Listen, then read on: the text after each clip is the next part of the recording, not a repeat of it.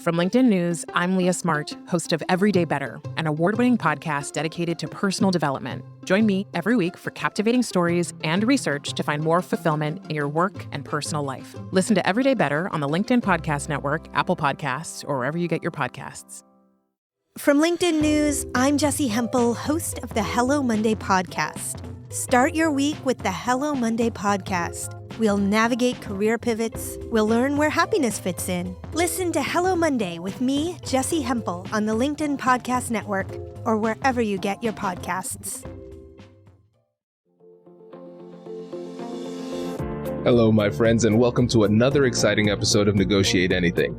This show is produced by the American Negotiation Institute, and with over 5 million downloads and listeners in over 180 countries, listeners just like you have made this the #1 negotiation podcast in the world. Hi, my name is Kwame Christian, and I am the founder and CEO of the American Negotiation Institute. Here at ANI, we believe that the best things in life are on the other side of difficult conversations, and we are passionate about providing you with the best content that will help you to make your difficult conversations easier, both at work and at home. Lastly, I want to remind you that we offer consulting and conduct trainings, both virtually and in person, all around the world. Our focus is in 3 main areas. First, negotiation and conflict resolution. Second, leadership. And lastly, diversity, equity, and inclusion. Check the link in the description below to learn more about how we could work with you and your team. And now, without further ado, let's jump into the interview.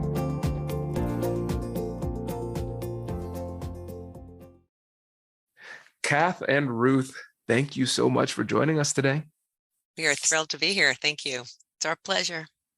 Yeah, so how about you get us started by telling us a little bit about yourself and what you do, and I will pass this first to Kath and then to Ruth, and then we'll flow from there. Sounds great. Again, thanks for having us. My name is Kathleen Weissenberger, and I am CEO of Peace at Home Parenting, and I am also the mother of 2 adult boys.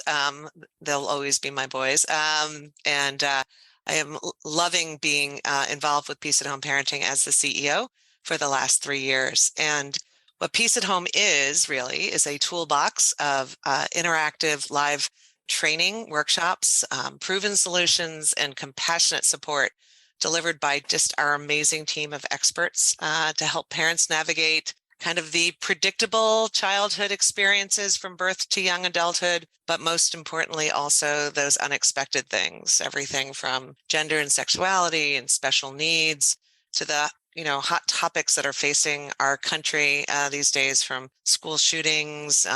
We have classes called Helping Your Child Feel Safe in an Unpredictable World, to the kind of political discord, such as handling hot topics with kids and colleagues. And so we know that parents have limited time and energy, and they need proven solutions that are going to produce quick results. And so we are really focused on that. And we are really pleased that our content, parents report using it to take action in their family and feeling more confident. So whether you're overparenting, underparenting, not sure where to start, parents come to us for that clarity and confidence.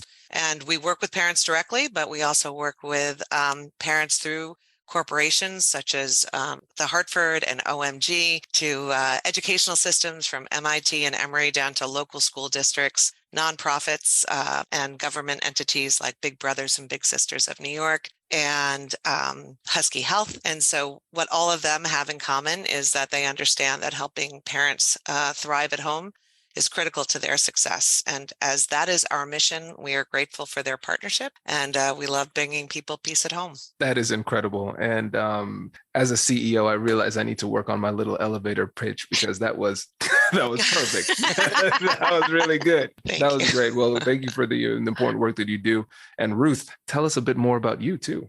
My name is Ruth Freeman. I'm a licensed clinical social worker here in Storrs, Connecticut. I've been teaching parenting education for over 30 years, and I'm a bio mom, stepmom, foster mom, and nana to 7 extraordinary children who bring me great delight. I was teaching parenting education at a corporation at Aetna, and this very young woman for 2 years was saying, parenting is the most popular wellness class we have. You've got to go online. And she tortured me for 2 years.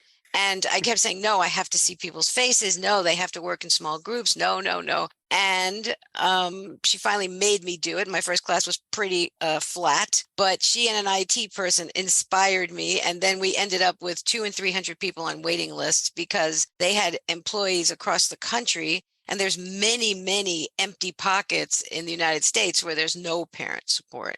So we took off. This is incredible. You know, most of the parents I know are imperfect. So I feel like a lot of parents could use this. Our motto is progress, not perfection, Kwame. It's hopeless. Just interview my daughter. She'll tell you all the imperfections of my parenting. You're not allowed to talk to our kids. So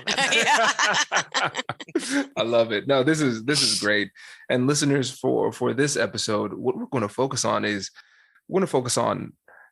authenticity and vulnerability, but also bringing that compassion, that positivity to our relationships and to our difficult conversations. Because I could imagine in your field of work, there are some tough conversations that happen. And so I'd be interested to hear from both of you about the types of tough conversations that you find yourselves in. And then we'll talk about how you kind of work through those. What are your approaches for that? So where is a good place to start with the types of conversations that you all have day to day? Well, we actually both have tough conversations, but I would say that the toughest conversations we're having now actually came from an insurance company that called us up that said they're identifying 500 kids a month of being at risk of self-harm. And they wanted us to help with some resources for parents. And they're referring parents to mental health practices that focus on suicide reduction. And, right now, some of the experts are saying, the knee-jerk response to kids talking about self-harm and having suicidal thoughts and suicidal behaviors, which has been soaring even before the pandemic, and then it increased dramatically after the pandemic and during it. The knee-jerk response is put the kid in the hospital, which is sometimes absolutely required, but sometimes it can make things worse. And knowing how to respond is the key. And we were called on to just help parents with their initial response.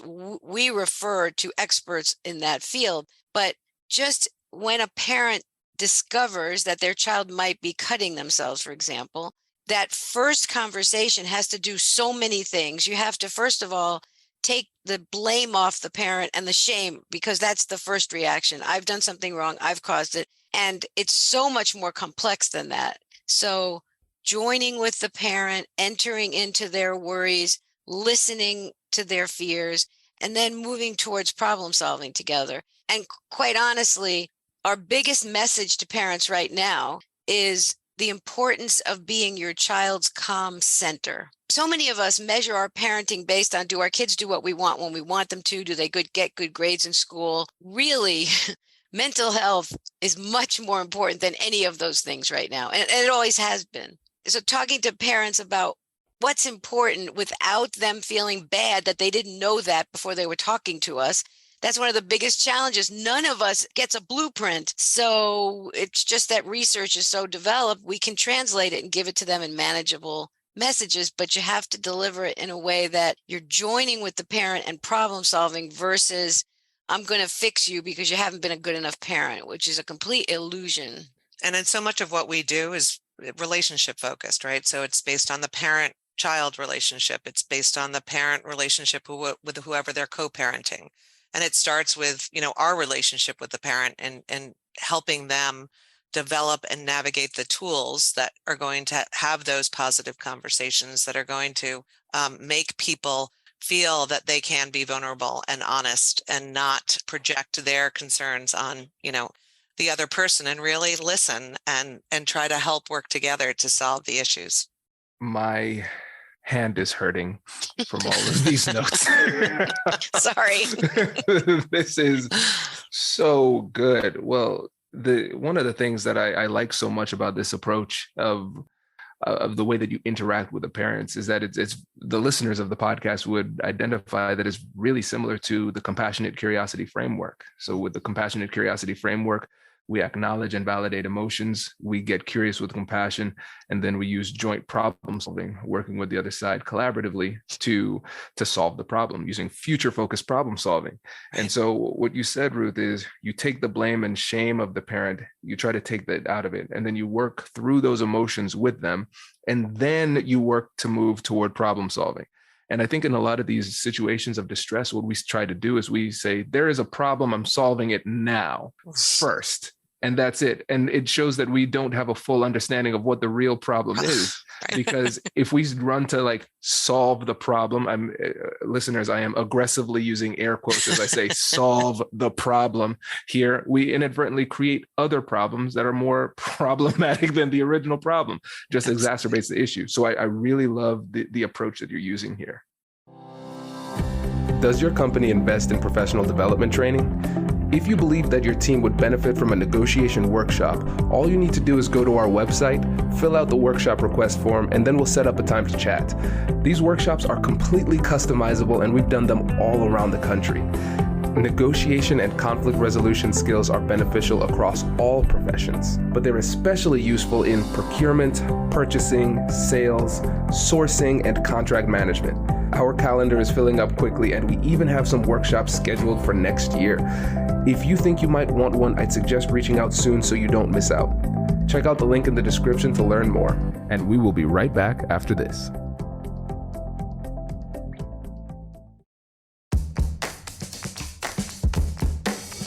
Hey you, I'm Andrew Seaman. Do you want a new job? Or do you want to move forward in your career? Well, you should listen to my weekly show called Get Hired with Andrew Seaman. We talk about it all, and it's waiting for you, yes you, wherever you get your podcasts. Brace the rudders! Raise the sails! Raise the sails! Captain, an unidentified ship is approaching. Over. Roger. Wait, is that an enterprise sales solution? Reach sales professionals, not professional sailors. With LinkedIn ads, you can target the right people by industry, job title, and more. We'll even give you a $100 credit on your next campaign. Get started today at linkedin.com/marketer. Terms and conditions apply.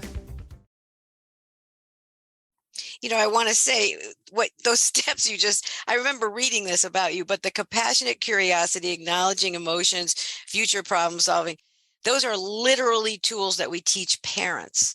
So if you want to help, a child regulate their emotions, one of the first things you can do is recognize their emotions and understand them.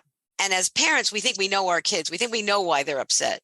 And that compassionate curiosity is one of the foundations of having an authentic, positive interaction with your kid that leads to problem solving. Because when they came in the door yesterday and slammed their book bag on the floor, you might have concluded that it was their math teacher again. And maybe it was. But if they slammed their book bag down on the floor today, we really have to clear out our assumptions and go, wow, you seem really, really frustrated. And you take a shot at guessing what the feeling is. And that gives them, it's called an open response. It invites them to say, no, I'm really, really hurt.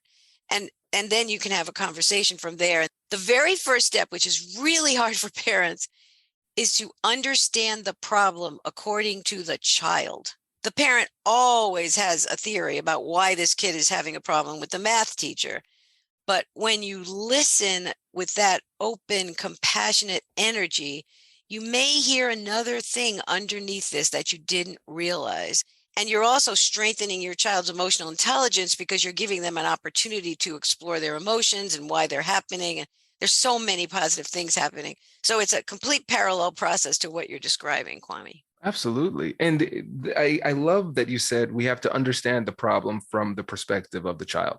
Because in difficult conversations in general, our goal is to understand the problem from their perspective as well.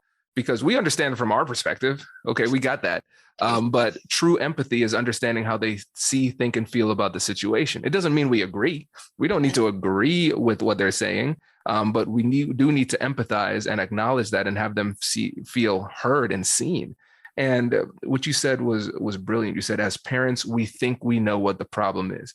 But let's zoom out to us as professionals and practitioners as well, because a lot of times we might say, I've been here before, I've seen it all before. As practitioners, we may think we know what the problem is. And what we have to recognize is that, again, the goal is compassionate curiosity, but a lot of times we don't get to the curiosity part, right, because we are not humble enough to accept the reality that they might see the situation differently from us. And we have to be able to truly believe, like, I might not know everything, so I do need their assistance in order to get me to understand it from their perspective. So I really love the ethos you're bringing into this approach. Often when I do a consultation with a parent, the first thing I do is a quick genogram. I want to understand their relationship with their parents. I want to understand their parents' relationship with their parents. I just want a general trend and ethnicity and culture. I can do it in 7 minutes with somebody. And because once you hear all that, when they start to describe the challenges in the family and you ask, how have you been handling that?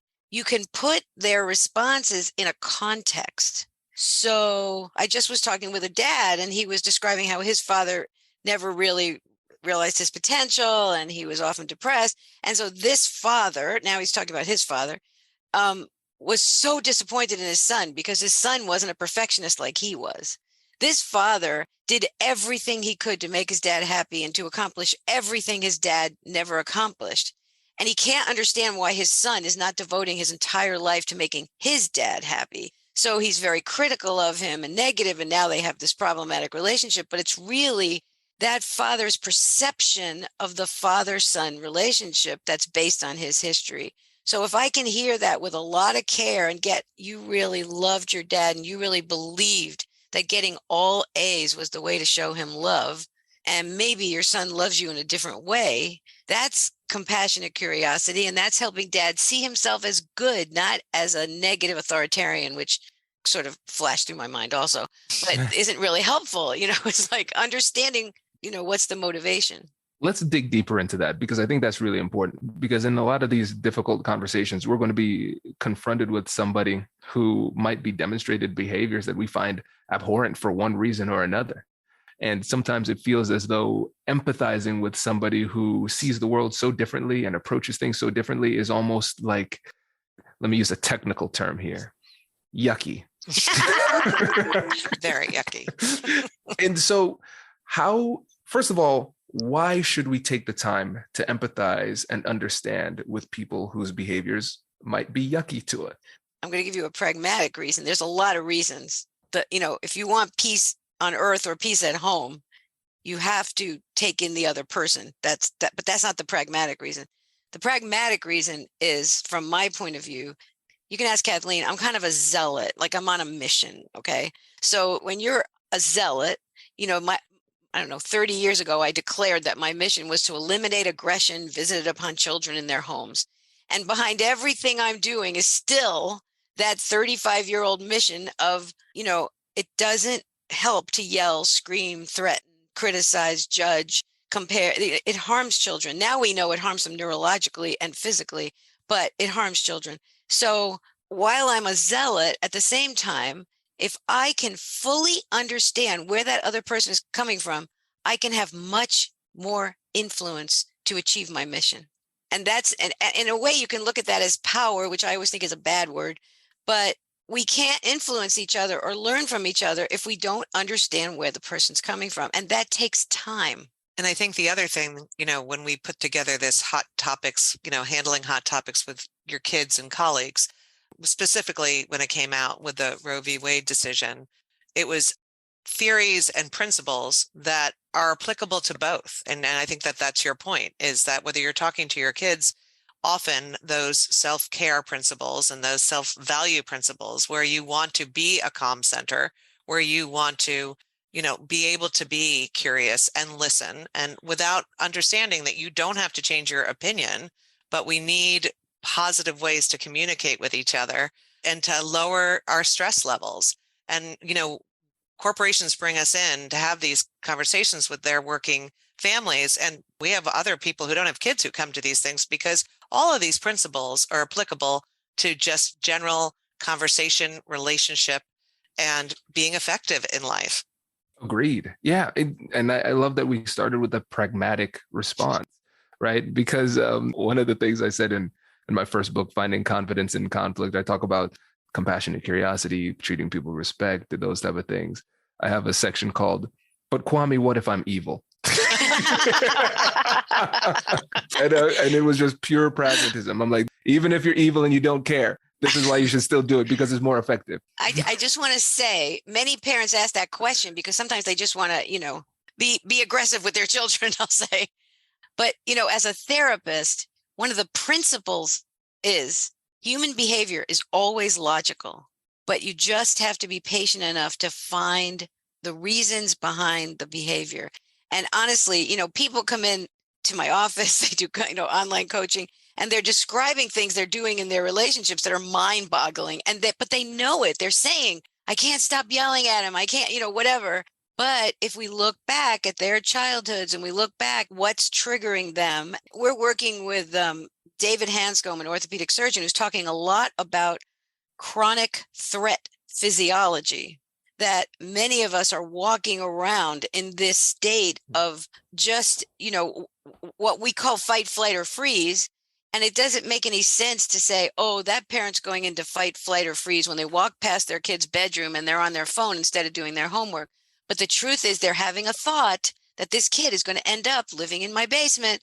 And that thought creates cortisol, adrenaline, all the same stuff as a car coming down 100 miles an hour on the road and you jump out of the way. It's the same stuff biologically. And when that's happening, people don't have access to the thinking parts of their brains very well. So the other things are happening. They're getting angry. They're trying to control the situation. They're panicked. And our relationships are operating like this. And media is feeding that like crazy with quick messages about that and with big, long stories and dramatizing things. So teaching parents the essential skills of calming their brain and recognizing the impact of their childhoods on their behaviors really puts them at ease. They're like, I'm not an evil person. They feel like an evil person. They go to bed every night and say, I'm not going to yell at that 2-year-old. And then tomorrow morning when they're late for work, they're yelling. But when they understand how scared they get if they're not going to show up on time or what's going to happen for them based on their childhood, then they have compassion for themselves, which is what really matters. Absolutely. This is so well said, because, and I like that point that you made about everything being logical if you take the time to understand it. And we're not condoning bad behavior. We're saying we're taking the time to understand the roots of that bad behavior so we can actually address the real problem. Because anybody can go into any home and say, hey, stop hitting your kid, stop yelling, stop doing those type of things. Anybody can do that.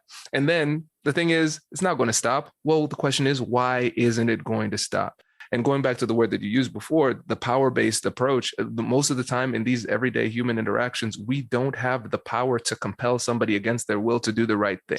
Right. So a power-based approach is completely lacking in legitimacy because we don't have the authority to just force people to do the thing. And so, it's ineffective. It doesn't 100%, work. right? Because Right. It's kind of like a toothpaste, right? So if you squeeze the toothpaste, it just like moves to another area. So if we just decide by force to like shut this behavior down, cool. I'll explode elsewhere, So, Right, so it's so exactly. important that we take the time to understand. And Kwame, I want to say something. Not being able to change people's behavior and understanding that behind behavior, there's some logical explanation. That is one of the biggest messages we're giving parents right now, because parents often perceive misbehavior in children as something to be managed or controlled. But in fact, with the pediatric mental health crisis and rates of depression, anxiety, and self-harm soaring among children and teenagers, teaching parents that when your child is constantly, oppositional, constantly not following directions, constantly fighting you, or not coming to dinner or staying in their room, or those behaviors that you want to manage by taking away their phone are really symptoms. And quite honestly, parents are the missing piece in all of our efforts to address the pediatric mental health crisis. I see governments and nonprofits all creating trainings for therapists, trying to increase the mental health, the number of mental health providers. They want schools to do mental health services. They're doing everything. They're pouring, millions of dollars into all kinds of resources, but they're not giving parents, who Bessel van der Kolk, the father of trauma, says are the most powerful mental health intervention known to humankind, is the parent-child relationship. They're not giving parents the tools they need. We're not born recognizing that a kid screaming and yelling might have an unmet need behind it. We just want them to be quiet, and we'll do whatever it takes. But parents are hungry for this, and it's very hard to take the time to do it, because we have 66% of working parents experiencing parental burnout. So there's too many demands on them with too little resource inside them. It's a very complex moment in our culture, and I don't know how it's going to unroll right now. Yeah. And the other side of that statistic, Ruth, that people don't talk about enough, when you say 66% of parents are experiencing parental burnout, this is the part that other people don't really appreciate. The other 24% are lying.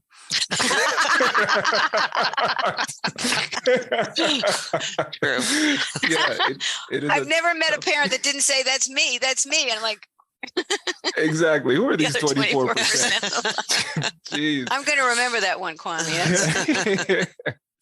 And so before we go, I want to make sure that we're leaving parents with some tools here. So parents and professionals, because I feel like if you can start to manage your emotions effectively at home, it becomes a lot easier to do it elsewhere. So what would you say are the key tools that parents need in order to be there and be that calm center for their kids?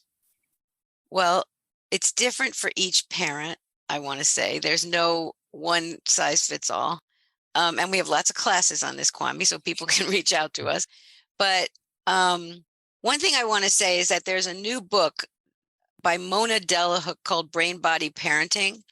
And that book really talks about the neurobiology of kids. And she points out that kids have different ways of calming down. And as parents, we often use our way of calming down to calm the kid down. So I feel better if somebody talks to me in a soothing voice. But my granddaughter, if she goes off to her room, she goes to her room, she slams the door, and in like 2 minutes, she's calm. She needs space. So some parents are kind of trying to move in, get their kid, take a breath, take a deep breath.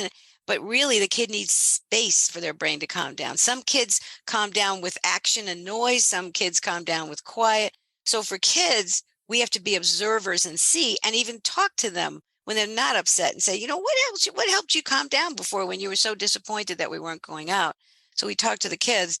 And for parents, it starts with attunement to your own physical sensations. Many of us are just walking heads. We're not noticing that our chest is tightening up while we're talking to somebody. So it's noticing your physical sensations and having a brain calming practice that you do every day so it becomes a reflex. For me, that's diaphragmatic breathing. If I'm stressing out in a meeting or something, I'm going to take deep breaths down to my belly. My shoulders will go down. My voice will get quieter. That's mine. And I do it every day. And I'm really good at it. Now it's a reflex. If my husband starts to be an idiot, I take a deep breath automatically. So I think that everybody, we have teachers that specialize in this, and they say, and mindfulness practices are great. But we just say, find that practice, do it 5 minutes a day, become expert at it, and call on it. That's the most bare bones, simple answer that I have. We like to remind parents, that old airline adage, put your own oxygen mask on first, right? So take care of yourself because you're going to be better for your kids, your partner, and anybody else you come in contact with. And I think, the whole idea of curiosity and listening, there is power in being quiet sometimes. And I think that that's important.